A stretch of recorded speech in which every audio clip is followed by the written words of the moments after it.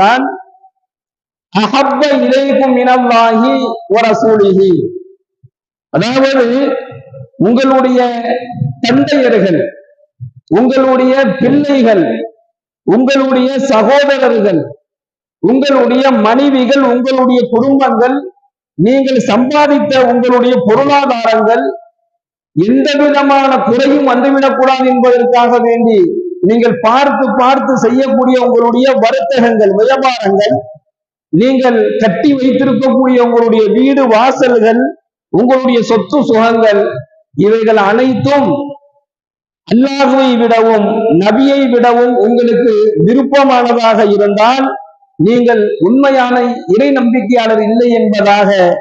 9வது அத்தியாயம் 24வது வசனத்துல அல்லாஹ் இந்த வார்த்தையை பதிவு செய்கின்றான். அல்லாஹ்வை விடவும் அல்லாஹ்வுடைய